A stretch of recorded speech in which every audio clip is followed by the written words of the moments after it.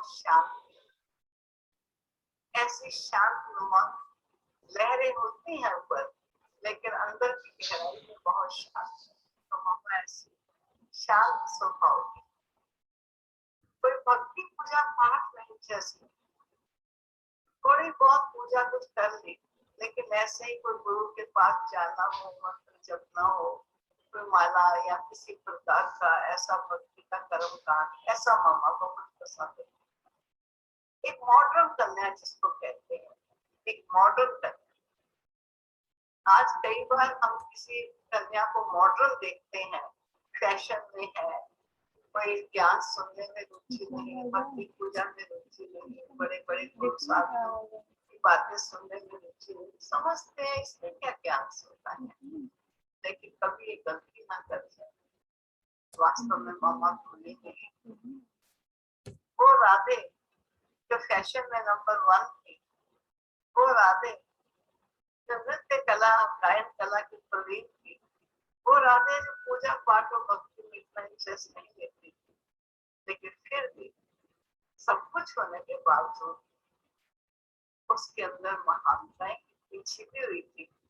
ये तो छिपी हुई रुस्तम निकली, जब इस रुस्तम को मौका मिला श्रेष्ठताओं को उभारने। तो मैं आपको यही बात सुना रही हूँ कि राधा का बचपन बहुत सुखद और दुनियावी बीता। राधा की पिता ने शरीर छोड़ दिया और मौसा ने शरीर छोड़ दिया। उनकी मम्मी का भी पति नहीं रहा, मौसी का भी पति नहीं रहा, और सिंध शहर में अगर किसी का पति शरीर छोड़ देता तो 7 साल, कम से कम 1 साल तक पेट में सने कपड़े वो कन्याएं, वो माताएं पहनती और सुबह सुबह घूंघट निकालकर रोना शुरू कर। वो दुखी जीवन उनका चलता।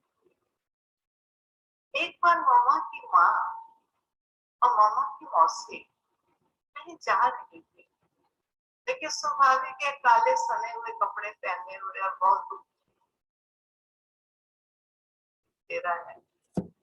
अचानक बाबा की लौकिक पत्नी यशोदा उन्हें रास्ते पे, उनके दुखित स्वरूप को देख करके, और पहले मोहल्लों में एक दो लोग आपस में जानते और पहचानते थे,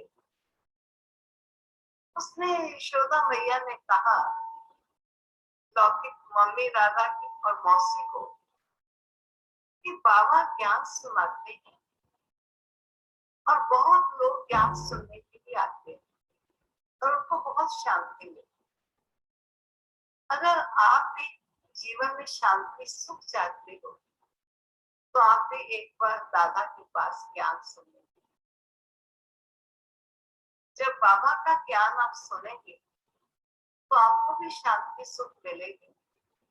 और अगर आपको नहीं अच्छा लगे तो नहीं आना, अच्छा लगे तो आ जाए। तो ये बात सुनकर मामा की, राधा की माँ और मौसी दोनों बाबा के पास जाने लगे। उनको बहुत अच्छा लगने लगा, खुशी आने लगी।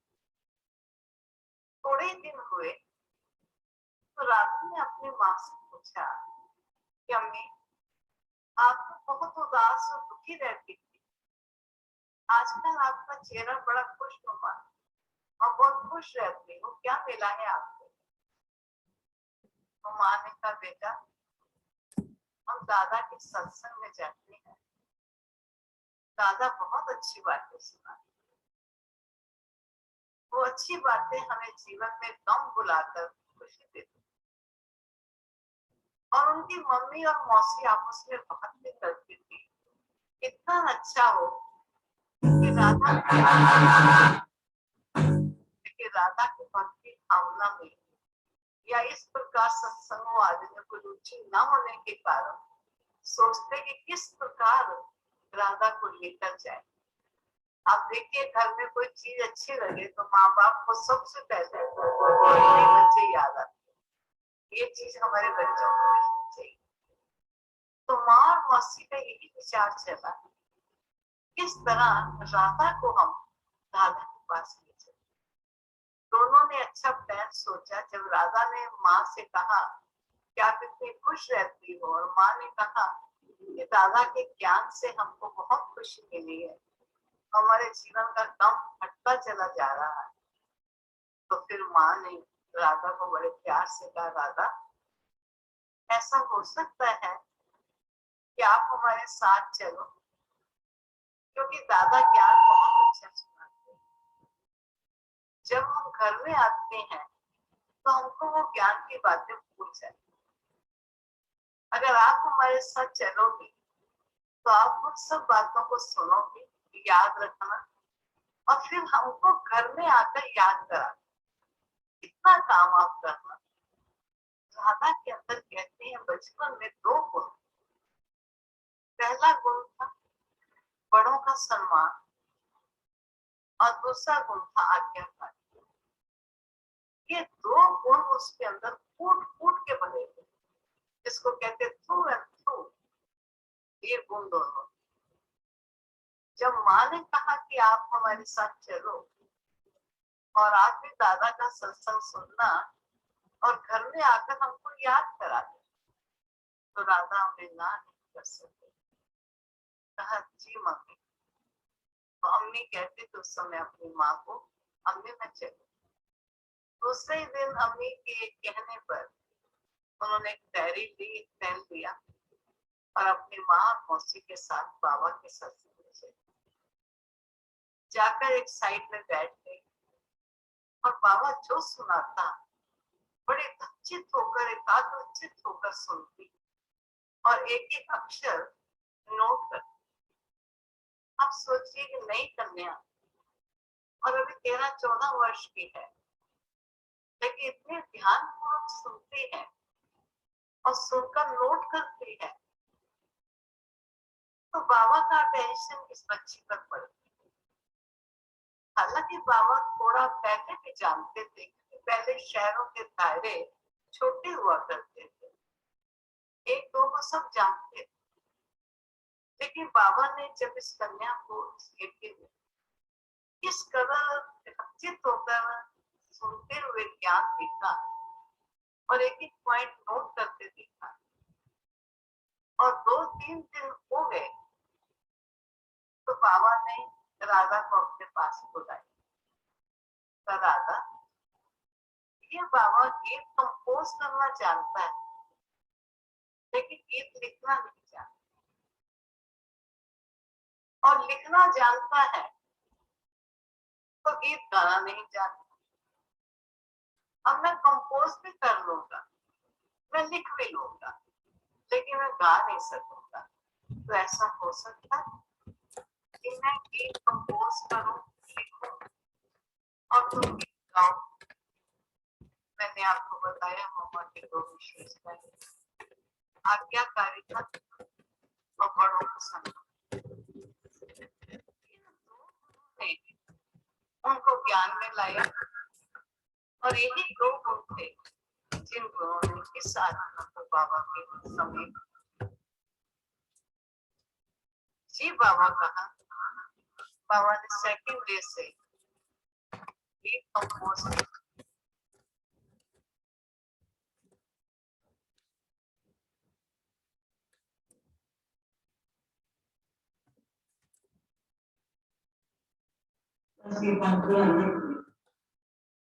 क्लास पूरी होते ही राधा को अपने पास बुलाया, और राधा को गीत की एक एक लाइन इस गीत से लिखने का मेरा भाव क्या है, और हर लाइन में अर्थ क्या है, जिस अर्थ को बाबा गीतों के रूप में स्पष्ट करना चाहते हैं।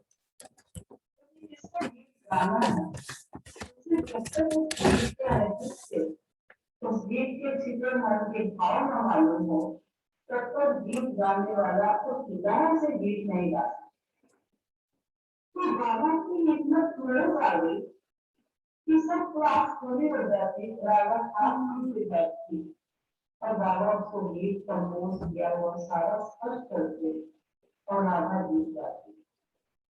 इतना सुंदर गीत गाती कि जब शहर वालों को पता चला कि राधा तो स्कूल में गीत गाती थी, अब वो गाना के सत्संग में गीत गाती, तो बहुत आगे की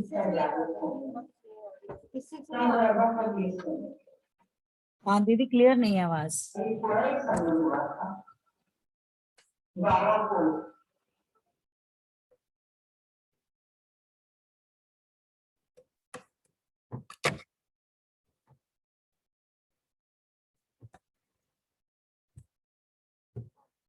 कश्मीर जाना था। बाबा अपने लौकिक परिवार के साथ कश्मीर जाने की तैयारी कर रहे थे और बहुत सी माताएं सत्संग सुनने के लिए आई। बाबा ने राधा को बुलाया। राधा, मैं कश्मीर जा रहा हूँ और कश्मीर से ज्ञान के पत्र मैं आपको भेजूंगा। आप तथा 2-3 अन्य बहनों के नाम लिए आप दोनों तीनों पत्र को पढ़ करके आने वाले जो भी आगंतुक हैं इन सभा की संवादों को पत्र सुनाना। इस पत्र में ज्ञान लिखा हुआ मामा का वही गुण जी बाबा और आज्ञा का पालन करना, कहकर स्वीकार। बाबा कश्मीर चले गए।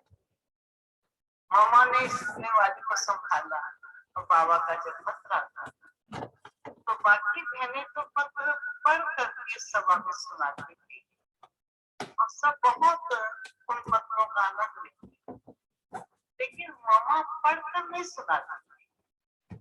उस गीत को स्वयं पहले पढ़ती और उस पत्र की गहराई में पहले जाती, जैसे कि वो गीत गाता उसी रूप से उस पत्र को गीत को माना, पहले समझने की कोशिश करना, फिर उसको पढ़ते जीवन से लगाना और फिर बाबा के पत्र को मुख्य रूप में सभा में सुना। तो जब सभा सुनती तो सभा को बहुत अच्छा लगता राधा का गीत सुनाना और राधा का आज पत्र सुना, और वो पत्र जो ज्ञान पूरे। इस प्रकार राधा आने वाली सभा में बाबा के पत्र द्वारा सबको ठहराए रहे। आने वालों की संख्या बहुत बढ़ गई। बाबा को कश्मीर में पत्र लिखा गया कि बाबा आने वाले की संख्या बढ़ गई है, कमरा छोटा हो गया है, क्या किया जाए। तो बाबा ने वहां से ही उत्तर भेजा कि एक कमरे की दीवार निकाल दी जाए और 2 कमरों को एक कमरा करके वो हॉल बन जाएगा, उस हॉल में क्लास शुरू। ठीक वैसा ही किया गया, हॉल में क्लास। लगातार ये कार्यक्रम चलता रहा। राधा सुबह आकर तो स्कूल सफाई करना है, कहीं झाड़ू पोछा है, ये सब करती और फिर पत्र भी सुनाती और कई दूसरी बहनें जब पत्र सुनाती तो स्वयं पत्र बैठकर सुनती और सारा काम काज करती। जब सब चीज फारिग होती तो वो अपने घर चली, लेकिन कभी भी नाश्ता नहीं करती, खाना नहीं खाती, कुछ भी नहीं खाती। बहनों ने कहा कि आप क्यों नहीं खाती हो, क्योंकि आपको इतनी देर हो जाती है, आप सुबह सुबह आ जाती हो और काफी टाइम लग जाता है, तो आप नाश्ता करके जाओ। तो मामा ने देखो क्या उत्तर आगे राधा देती है, कहा कि मैं अपने भाग्य बनाने आई हूँ, अगर मैं कुछ खाती रहूंगी बीच में तो मेरे भाग्य में कमी आ जाएगी, मैं अपनी सेवा को जमा करना चाहती हूँ। आज हम देखते हैं कई बार नाश्ते का टाइम हो, कोई सेवा करने आए, अगर आप भी उनको ना पूछेंगे तो उनको भी फील होगा कि देखो नाश्ता सब कर रहे हैं, हमको खाने का टाइम हुआ है, हमें खाना नहीं पूछेंगे। एक्सपेक्ट करते हैं कि हमें खाना या नाश्ता पूछा जाए और पूछा भी जाता है, और कभी ना पूछा जाए तो बुरा भी लग सकता है। लेकिन मामा के मन में एक ख्याल रहता था, मेरी सेवाएं जमा होनी चाहिए, मेरी सेवाओं का थोड़ा पार्ट भी कम नहीं होना चाहिए। तो बहनों ने बाबा को कश्मीर में लिख दिया कि बाबा राधा आती तो सुबह सुबह है, लेकिन कुछ भी खाती नहीं, बिना खाए राधा चली जाती। तब बाबा ने वहां से ही लिखा कि राधा, अभी तुम्हें घर नहीं जाना, इसी भवन में रहना है जब तक बाबा आएगा। बाबा के आने पर बात की जाएगी, अभी तुम्हें किसी भवन में रहना। वो जो मैंने 2 गुण बताए, बड़ों की आज्ञा मानना और किस प्रकार आज्ञाकारी बनकर बड़ों का सम्मान रखना, ये उसके जो गुण थे, गुणों ने उनसे ना नहीं कहलवाई। जी बाबा कह करके उस दिन से उस भवन में रहना मामा ने शुरू किया। बाबा जब आए तो बाबा ने आने पर बच्चों के हॉस्टल का इतना सामान खरीद के लाया था। एक बच्चों का सुंदर हॉस्टल बनाया जाएगा। आने वाली बहुत माताएं थी, उन सब ने कहा कि हम अपने बच्चों को इस हॉस्टल में एडमिट करेंगे ताकि वो दुनिया की शिक्षा, जो संसारिक लौकिक पढ़ाई है और अलौकिक पढ़ाई, ज्ञान की शिक्षा भी प्राप्त करें। तो लगभग 80 बच्चे थे प्रारंभ में जो इस हॉस्टल में एडमिट हुए। और उस समय का हॉस्टल का वातावरण कई बार गुजरात दादी जी हमें बताती थी कि सब हॉस्टल में 80 बेड, आप सोचिए, बड़े हॉल में बिछे हुए हैं, रात का टाइम है, सोने का समय है, सब तैयार होकर, बाल खुले हैं, व्हाइट ड्रेस है, खाने की चारपाई पर एक मच्छरदानी लगी हुई है और मच्छरदानी के बीच मूर्तियां जैसे बैठी हैं और बाबा एक एक मूर्ति को आकर के दृष्टि देता और प्यार से उनको हाथ से शेकन करता हुआ उनको सुना देता। इस प्रकार एक देवताई मंदिर में जैसे मूर्तियों को सुलाया गया है, ऐसा दृश्य होता। और उस समय गवर्नमेंट की तरफ से भी कुछ ऐसे हालात बने थे कि अपनी कुछ प्रमुख दादियां हॉस्टल में बच्चों को देख रेख करती ताकि बचपन से उनके संस्कारों का निर्माण किया जाए। और वहां पर बाबा ने एक ड्यूटी रखी कि बाबा अपने लौकिक परिवार के साथ अलग रहेगा, लेकिन राधा जितनी भी माताएं और कन्याएं हैं, इन सारे ग्रुप की संभाल है। अब राधा को, जबकि वो राधा से आयु में कुछ बड़े थे, कुछ राधा से ज्ञान में पहले आ चुके थे, लेकिन राधा पर बाबा ने ड्यूटी रखी कि सभी के संभाल करना और सबको एक सूत्र में बांध के रखना, ये राधा के ऊपर है। तो राधा इस प्रकार इस सेवा में तत्पर थी। सभी बहनें बाद में हम देखते थे, हमें जब देखते तो पूछते यज्ञ का जीवन कैसा था। हमारी दादियां सुनाती थी कि छोटी कन्या तो थी लेकिन कमाल कर। कई बार 2 ग्रुप बन जाते हैं, किसी एक ग्रुप की तो करना ही पड़ता है, ग्रुप को ठीक कहेंगे, को राइट कहेंगे, को रॉन्ग कहेंगे, लेकिन कैसे मम्मा करके दोनों को राइट कर देती और दोनों को मिला देती है, कमाल होता था। तो मामा इस प्रकार सबको जोड़ कर रखती थी। कहा एक बार शाम का टाइम होता था, बाबा अलग रहते थे, बहनें मम्मा के साथ अलग रहती।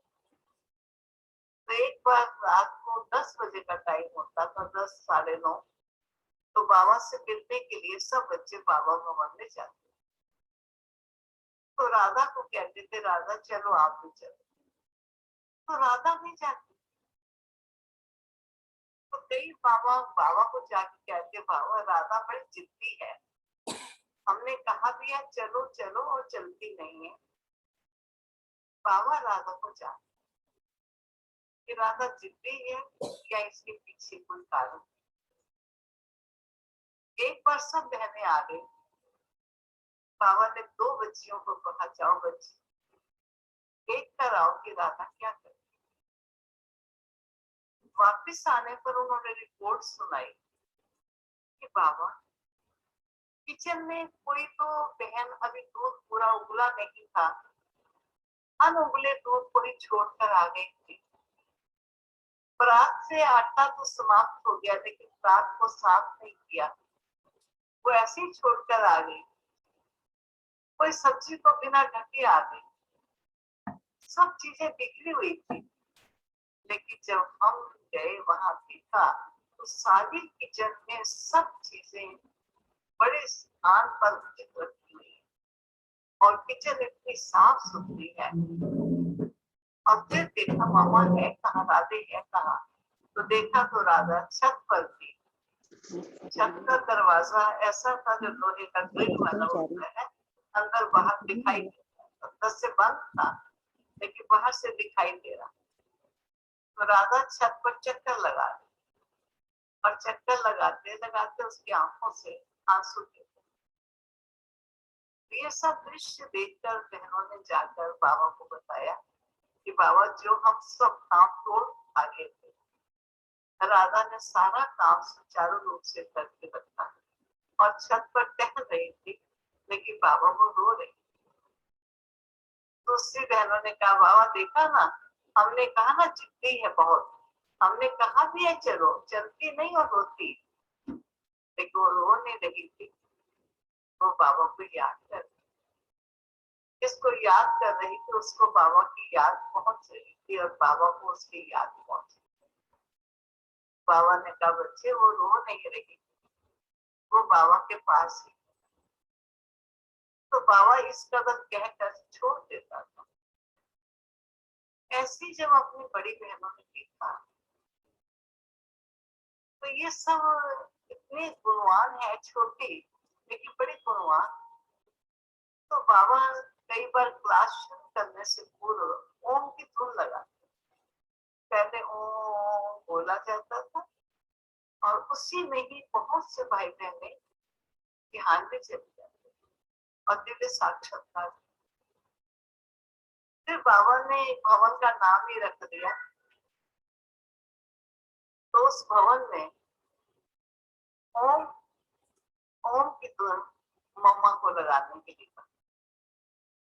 तो मम्मा भी जब ओम की धुन लगाती थी, प्यार की आवाज, मम्मा की बड़ी सुरीली आवाज थी। बहुत सी बहनें साक्षात्कार में चली जाती और ओम की धुन लगाने के कारण बाबा ने इनका नाम रख दिया ओम राधे। पहले राधे कहा, फिर ओम राधे कहते।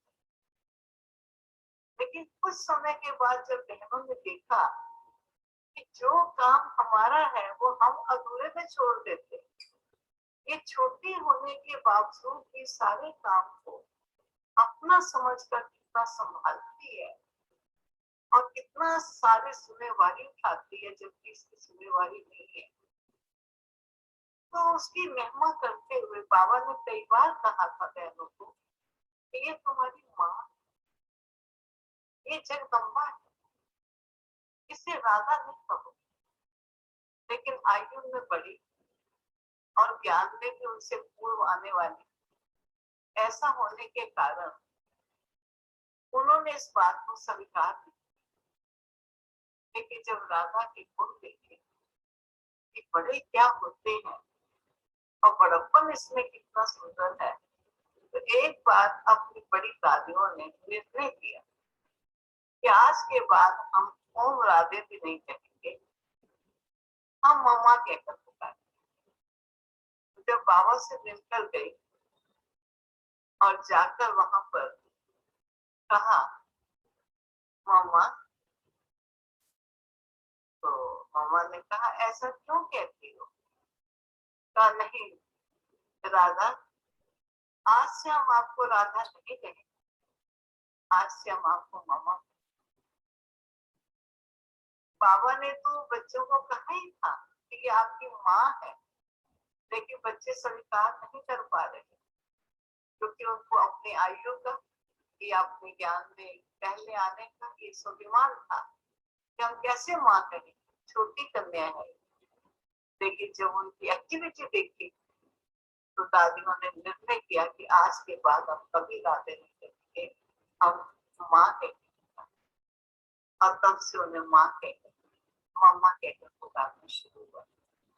बाबा ने भी मम्मा कहना शुरू कर दिया। कभी कभी बाबा मम्मा बेटी भी कहता था, लेकिन बाबा अधिकतर मम्मा ही कहता था। इस प्रकार मम्मा का रोल इतना सुंदर चला कि कैसे राधा से ओम राधे बनी, ओम राधे से मामा बनी। कोई मामा बनाने से नहीं बनी, लेकिन उसके गुण और लक्षणों ने उसको वहां तक पहुंचाया। इस प्रकार मामा का जीवन बढ़ता चला गया। धीरे धीरे मामा का बहनों से बहुत संबंध नजदीक का रहा।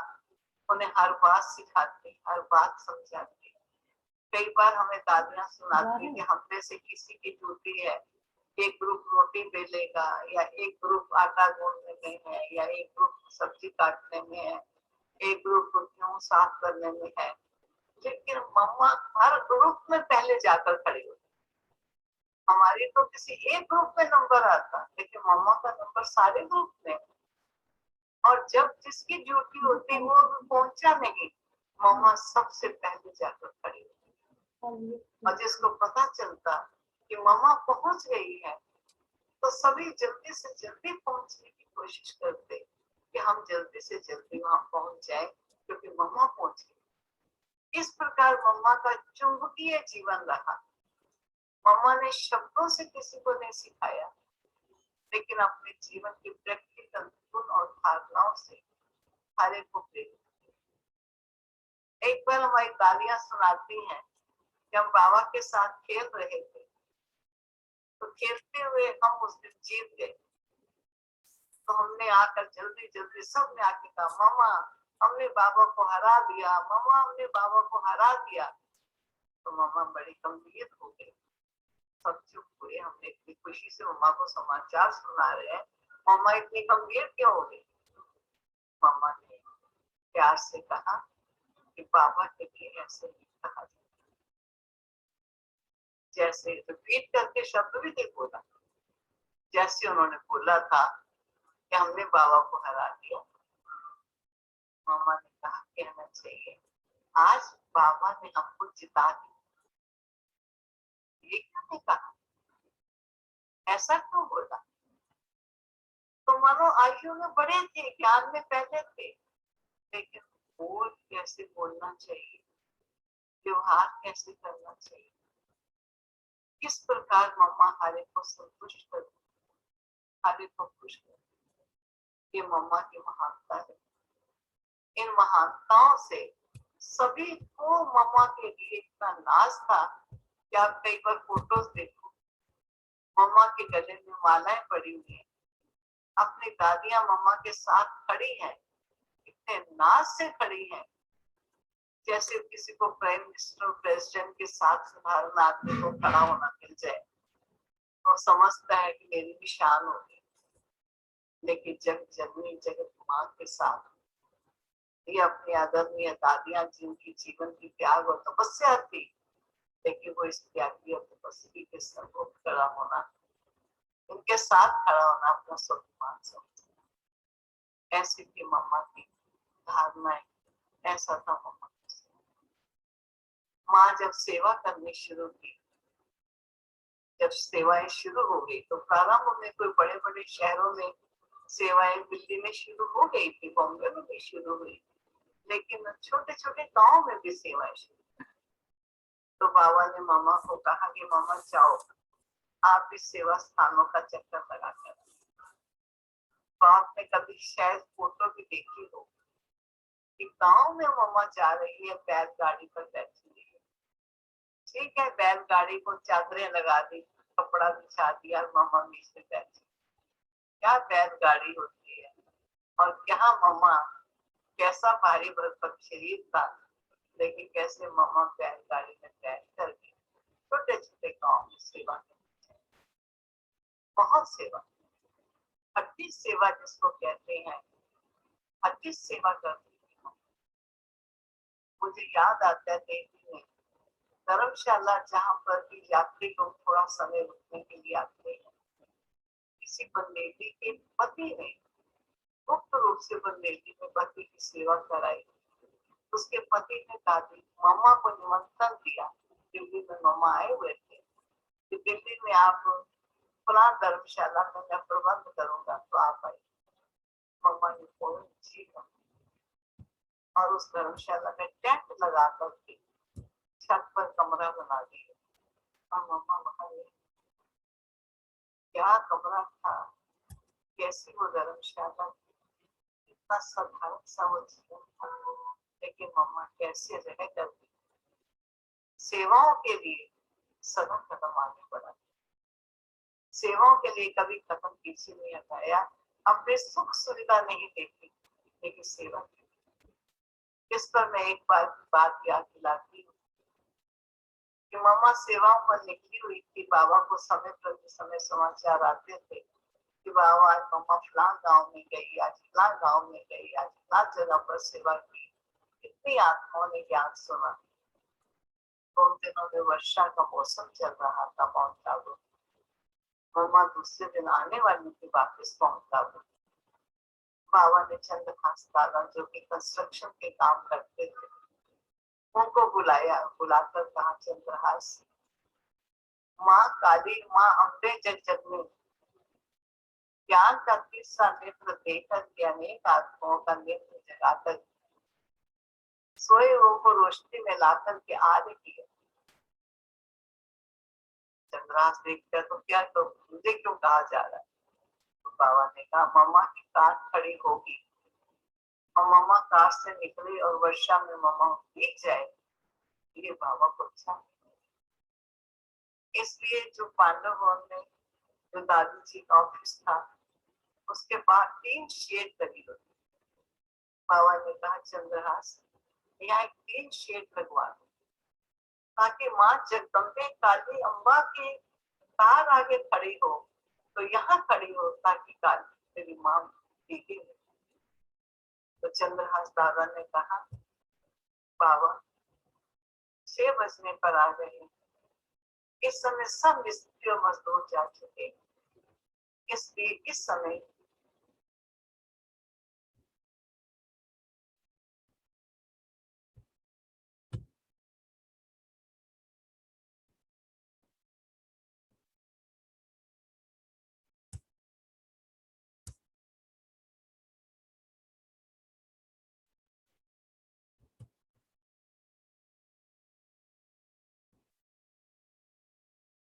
जलन और चेहरे पर वो नशा स्वमान दिखाई देगा। मानो प्राय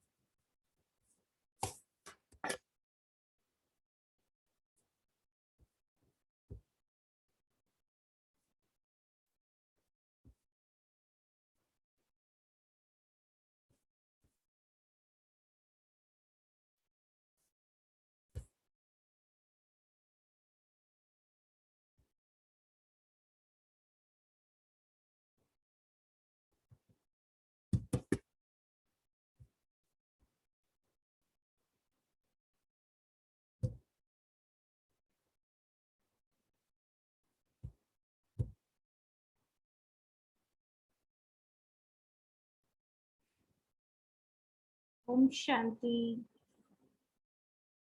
ओम शांति। शांति। दीदी का डिस्कनेक्ट हो गया। आप सभी ने दीदी के मुखारविंद से सुना कि कैसे हमारे मम्मा अपनी विशेषताओं के आधार पर जगत अम्बा बनी। जब बाबा के पास आए वहाँ से पहले भी बड़े बड़े थे काफी, है ना। तो जब मम्मा के अंदर बाबा ने इतनी सारी विशेषताएं देखी और बाबा ने उन्हें मम्मा के रूप में आगे किया तो काफी लोगों को मम्मा के समान में स्वीकार करना थोड़ा मुश्किल लगा। तो सबसे पहले बाबा ने मम्मा को मम्मा कहना शुरू किया। सोचिए 16 साल की कुमारी और ब्रह्मा बाबा कितने होंगे, कितने 60 से वर्ष के ज्यादा, होंगे 60 से उसके ज्यादा ही मम्मा होंगे। बाबा, ब्रह्मा बाबा? कौन बताएंगे? 60 वर्ष से ऊपर ही होंगे। ऊपर ही होंगे 60 से। बाबा ज्यादा के थे, और भी ज्यादा के थे। 65 हाँ, तो बाबा ने सोचिए कि जो एक 16 साल की कुमारी और एक 70-75 वर्ष का बाबा, उसने 16 साल की कुमारी को मम्मा कहा। मम्मा मीन्स माँ। और जब मम्मा कह के बाबा कह करके बुला रहे हैं, तो बाकी यज्ञ में और सबको तो मम्मा कहना जरूरी था। तो ऐसे बाबा की ये विशेषता थी कि बाबा जब भी किसी को कोई भी काम बताते, तो बाबा पहले खुद करते, करके सिखाते। ये हमारे यज्ञ की विशेषता रही है कि कभी भी किसी को आंख दिखा के ऑर्डर दे करके कोई काम नहीं कराया। प्यार से बाबा ने पहले खुद किया, फिर कराया। ऐसे ही बाबा ने पहले मम्मा खुद कहा। जैसे कई बार सुनते हैं कि मम्मा को जब यज्ञ माता बना दिया, जैसे बाबा ने जब इस संस्था की स्थापना की, तो बहनों का ट्रस्ट बनाया और 7-8 बहनों को मुख्य उस ट्रस्ट का हेड बनाया, और उसमें सबसे ऊपर थी मम्मा, यज्ञ माता, मातेश्वरी मम्मा। तो जब बाबा ने सब कुछ अपना विल कर दिया, ब्रह्मा बाबा ने, तो उसके बाद बाबा ने कुछ भी यज्ञ से लिया या किसी को देने के लिए बाबा को संकल्प आया, तो बाबा ने खुद से नहीं दिया। बाबा कहते थे कि मम्मा को बोलो, मम्मा से मांगो, मम्मा देगी। ऐसे बाबा ने हर बात में मम्मा को आगे किया। एक बार परदादी अपना अनुभव सुना रहे थे। परदादी ब्रह्मा बाबा की बेटी थी, तो सगी बेटी उनकी। तो उनको कुछ जरूरत पड़ी, तो उसने वो बाबा को बोला, बाबा हमारी ये चप्पल टूट गई है, तो मुझे ये चाहिए। तो बाबा ने कहा, ठीक है बच्ची, मम्मा को बोलो, मम्मा देगी, मम्मा से ले लो। तो उनको संकल्प आया कि मेरा सब कुछ मेरे पिताजी का है, और मैं तो हमेशा जो भी कहा अपने पिता को कहा, अभी मेरे को उससे क्यों मांगना है। उनको संकल्प आया। तो उसके बाद लेकिन जब बाबा को देखा उन्होंने कि बाबा पहले मम्मा को बोलते हैं, बाबा भी मम्मा से लेते हैं, हर बात पहले मम्मा को आगे करके बताते हैं, पूछते हैं। तो उनको आया कि जब बाबा मम्मा से पूछते हैं, मम्मा को बताते हैं, मम्मा से लेते हैं, तो हम क्यों नहीं। तो ऐसे यज्ञ में सबने एक एक ने रिस्पेक्ट दी, यहाँ तक कि मम्मा की माँ उनको माँ कहती थी, मम्मा कहती थी, है ना। तो ऐसी थी हमारी मम्मा, विशेषताओं से संपन्न। और मम्मा भी हमारी ऐसी निरंकारी, आज्ञाकारी थी। बाबा ने कहा कि ये दिन है, रात को अगर दिन कहा तो मम्मा ने कहा हाँ जी बाबा। अगर बाबा कहे कैसे रात है, बोले बाबा कह रहा है ना। मम्मा को इतना निश्चय था, बाबा कह रहा है ना तो रात ही होगी, है ना। बाबा ने कहा बच्चे सब उल्लू हैं, है ना मम्मा, तो मम्मा कहती है हाँ। बोले उल्लू कैसे हैं, बोले बाबा ने कहा है तो होंगे। तो बाबा ने फिर उस वर्ड को एक्सप्लेन किया कि सब उल्टे लटक गए हैं, माना ज्ञान में उल्टे हो गए हैं, है ना। बुद्धि, ज्ञान से बुद्धि, बुद्धि से ज्ञान खत्म हो गया, सब उल्लू के मुआफिक लटक गए, तो सब उल्लू है।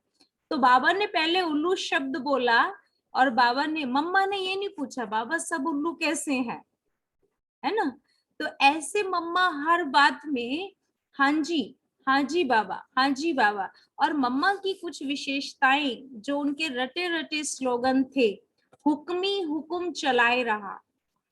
मम्मा का ये स्लोगन था कि जो भी हो रहा है वो होगा, ड्रामा में है, हुक्मी हुकुम चलाए रहा। यानी हुक्म उस ईश्वर का हुक्म है, उस परमात्मा का हुक्म है, तो हमें करना है, हुक्म ही हुक्म चला रहा। और मम्मा को था कि जो करना है ना अभी करना है, इसी पल करना है, ये पल फिर लौट कर नहीं आएगा। तो मम्मा का दूसरा स्लोगन था हर घड़ी अंतिम घड़ी है। तो मम्मा ने हर पल को, हर घड़ी को अंतिम घड़ी समझा। ये नहीं सोचा कि 1 घंटे के बाद कर लेंगे, 1 घंटे के बाद हो जाएगा, इसको कल कर लेंगे। मम्मा समझती थी कि जो पल है वो यही है, हर घड़ी अंतिम घड़ी है। कौन से पल जाना हो जाए, कौन से पल हमें वापस रिटर्न जर्नी करनी पड़े, नहीं पता है। तो इसलिए मम्मा के कुछ ऐसे है ना, और हमेशा हाजिरा हजूर, वरना ये समझती थी बाबा ने जो कहा, जहां कहा, जब कहा, हमेशा तैयार। और बाबा ने ये मम्मा में फर्स्ट डे ये विशेषता देखी। जब मम्मा बाबा के पास आए थे, तो वो तो अभी दीदी ने बताया कि उनकी माताजी और उनकी मौसी इतने दुखी थे, दोनों के पतियों ने शरीर छोड़ा था, मम्मा के तो भाई ने भी छोड़ा था, है ना। तो वो इतने दुखी थी, पूरा समय रोते ही रहते थे माताएं उनकी। जब वो यज्ञ में आए, बाबा के पास गए और वहां से इतने मस्ताने और इतने खुश ना, तो वो तो सोचने लगी मम्मा कि इनको क्या मिला, ये कहाँ गए थे जो पूरा समय रोते ही रहते थे, आज इनको क्या हुआ, आज इनको क्या खुशी मिली। बोले ये दादा के यहाँ सत्संग में गए थे, वहां सत्संग में इनको क्या मिला जो एक दिन में इतनी खुशी हो गई। इतने महीनों से इसको समझाते थे तब इनको समझ में नहीं आया।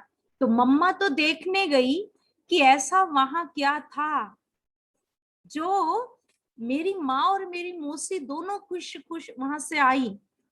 मम्मा देखने गई, और जैसे ही मम्मा वहां गई तो बाबा ने कहा आओ बच्ची आओ, बाबा को तुम्हारा इंतजार था।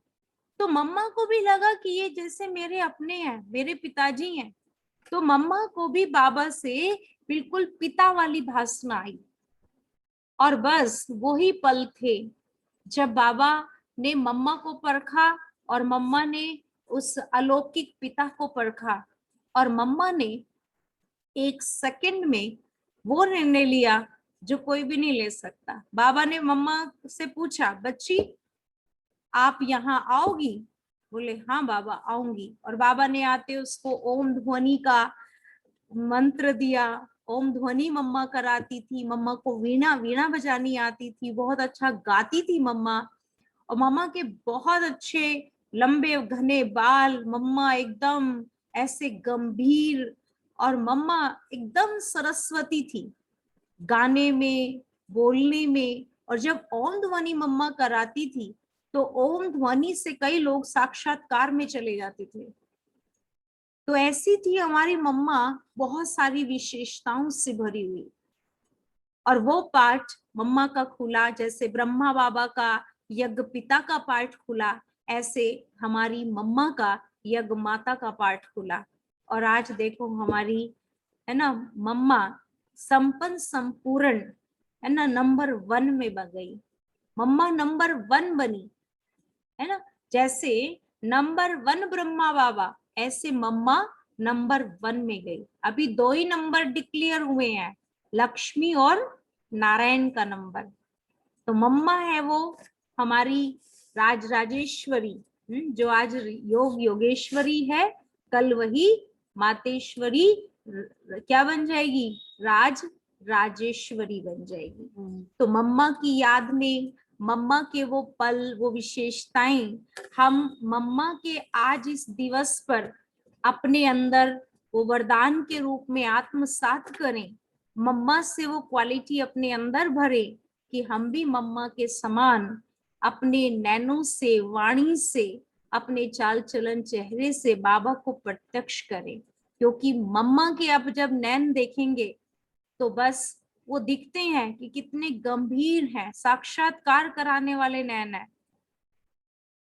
मम्मा की मूरत में अपने आप यज्ञ दिखता है, माँ दिखती है, पालना के संस्कार दिखते हैं, अपनापन फील होता है। तो ये मम्मा ऐसी मम्मा नहीं बनी है, मम्मा ने बहुत सेवा की है। हमारे जयप्रकाश भाई जी भी एक बार बता रहे थे कि इन्होंने बहुत भक्ति की थी दुर्गा की, ये बहुत बड़े भगत थे, बहुत इन्होंने सिद्धि भी प्राप्त की हुई थी काफी पूजा पाठ से, देवी के उससे।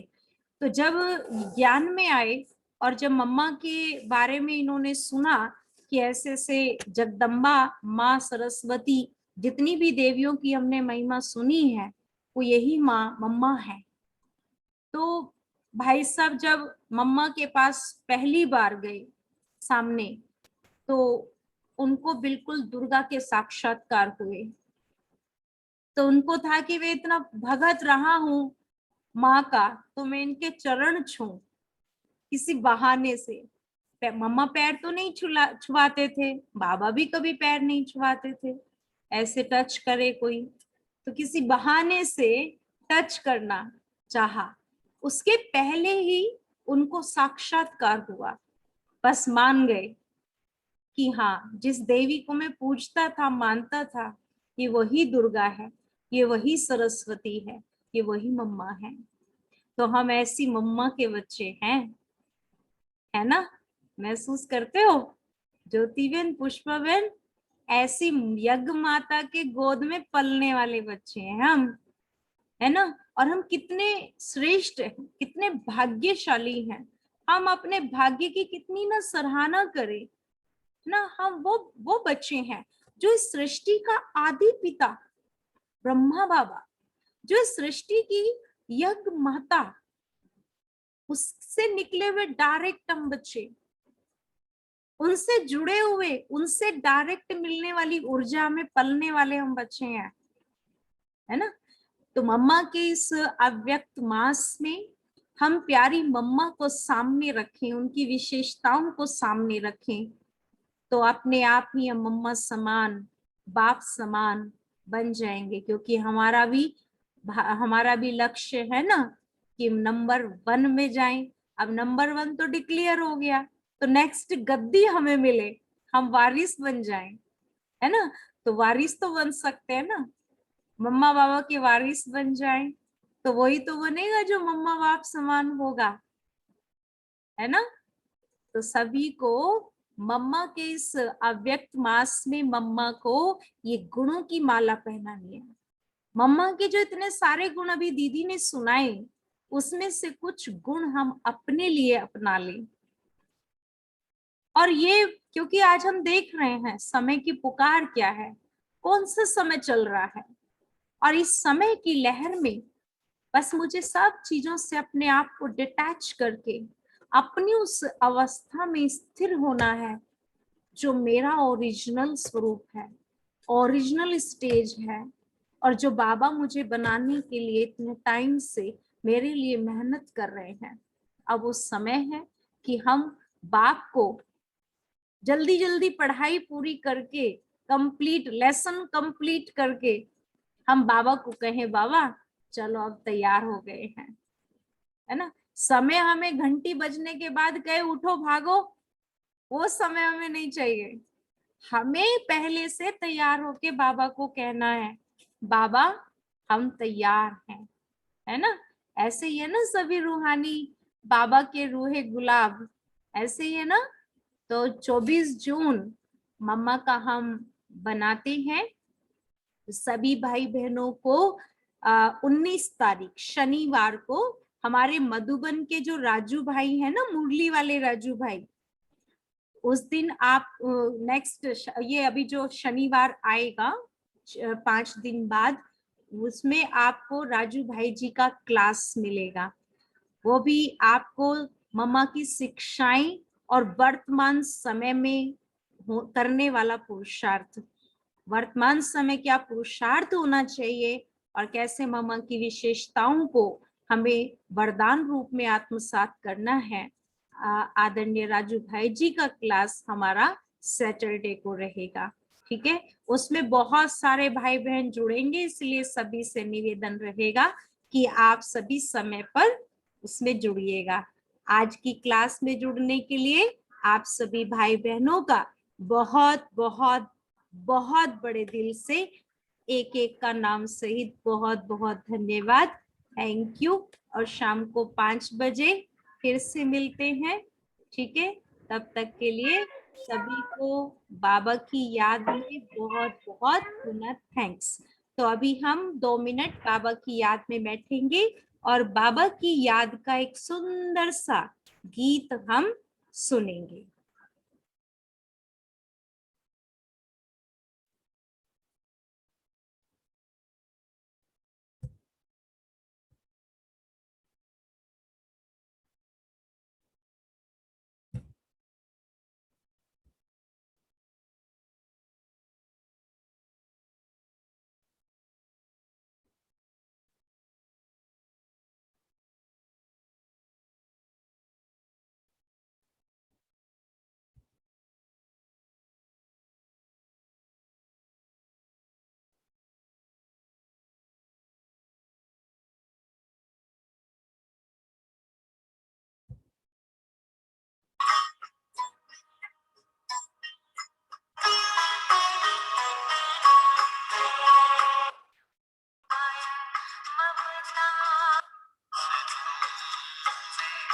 बच्चों पे है लुटाई, उपमा तुम्हारी बाबा, हम तो कहीं न पाए।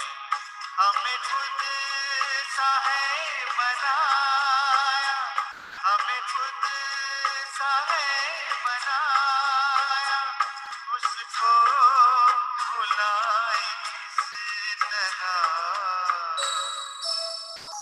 तेरी पालना का बाबा, तेरी पालना का बाबा।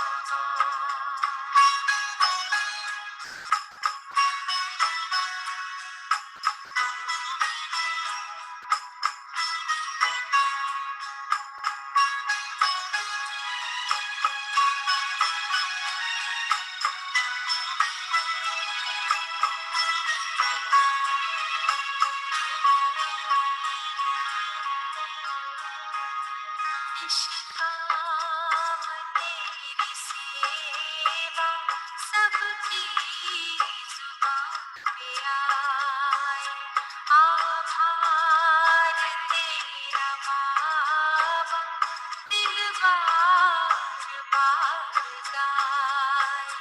तुझसे जो हमने पाया, तुझसे जो हमने पाया, उसको सुनाए किस तरह। तेरी पालना का बाबा, तेरी पालना का बाबा, एहसान चुकाए किस तरह, एहसान चुकाए किस तरह। तूने प्यार से जो पाला, तूने प्यार से जो पाला, शब्दों में गाए किस तरह।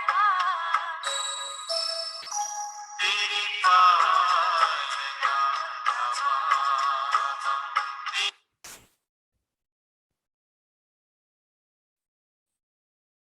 बहुत बहुत थैंक्स सभी भाई बहनों का। शाम को मिलते हैं। ओम शांति।